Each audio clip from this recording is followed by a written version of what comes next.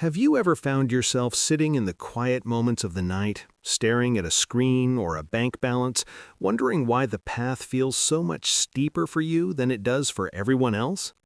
We've all heard the uplifting stories of icons and entrepreneurs who claim to have started from zero.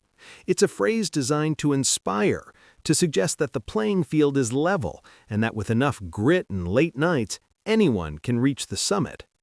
But as we navigate the silent reality of our own lives, we begin to sense a truth that is rarely spoken aloud.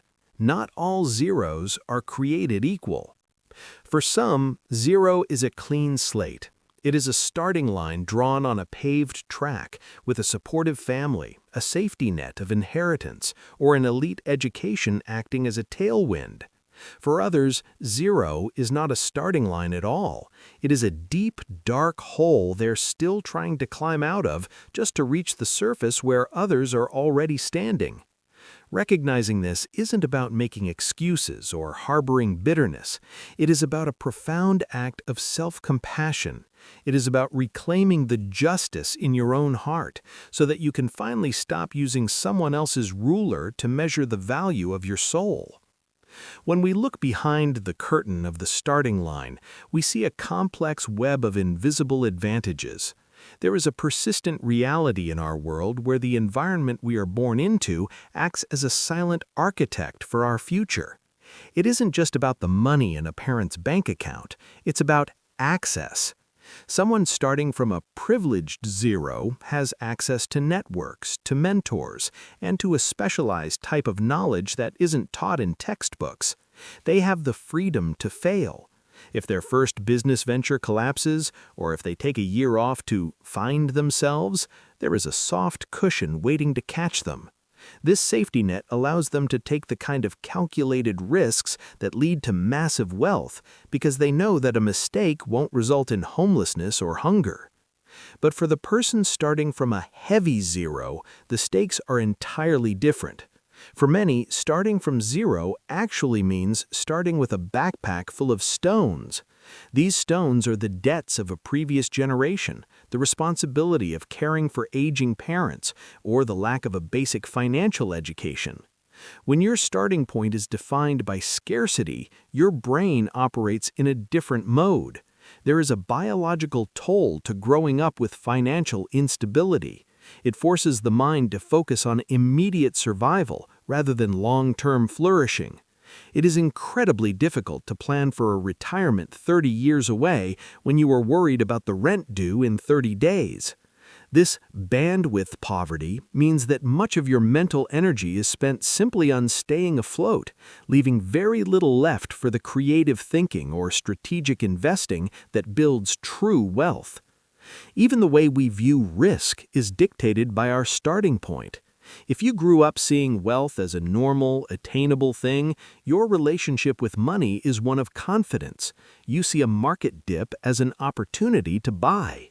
But if you grew up in a household where money was a source of constant tension and fear, your relationship with money is one of protection. You see a market dip as a threat to your very survival. This isn't a lack of intelligence, it's a deeply ingrained survival mechanism. The person who has a safety net can afford to be brave with their investments, while the person without one is forced to be cautious. Over a lifetime, these different psychological starting points create a massive divide in total wealth, even if both individuals worked equally hard. However, acknowledging these disparities is not a death sentence for your dreams. In fact, it is the beginning of true empowerment. Once you stop comparing your Chapter 1 to someone else's Chapter 20, especially when their book was printed on better paper, you can start to appreciate the incredible strength you've developed just by standing where you are today.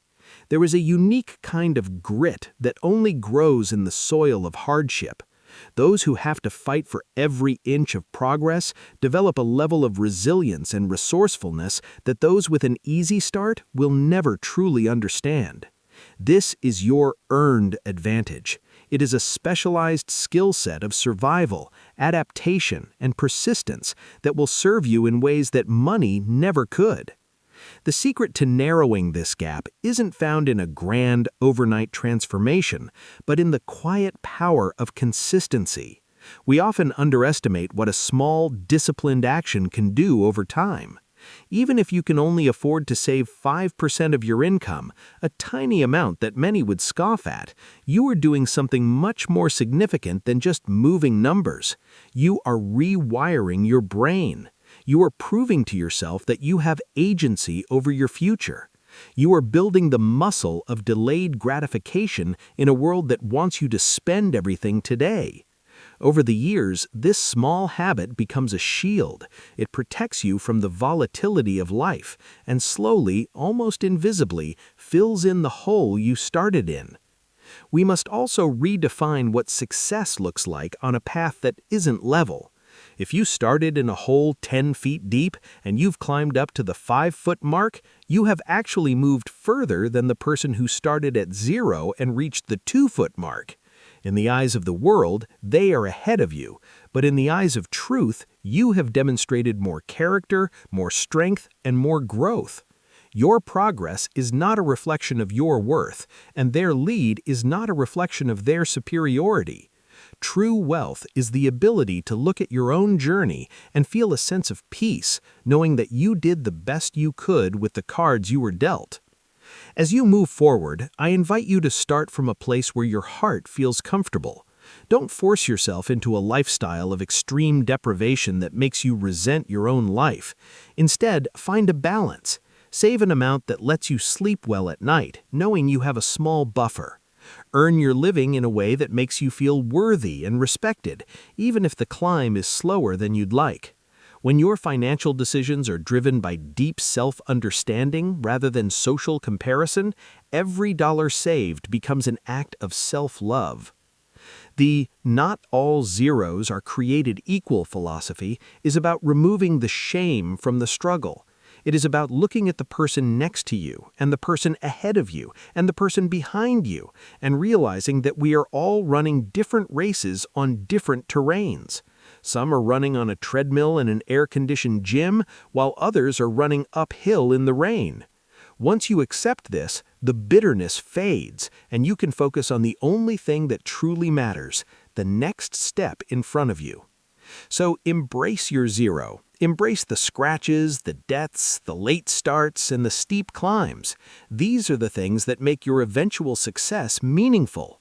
A trophy won on a level field is nice, but a life built from a deep valley is a masterpiece. You don't need to be the richest person in the room to be the most successful version of yourself. You just need to keep moving, keep saving, and keep believing that your journey is valid, exactly as it is. As you close this chapter of your day, take a deep breath and let go of the pressure to be somewhere else. You are exactly where you need to be to learn the lessons that will make you unshakable. Your zero might be different, but your potential for peace and security is universal.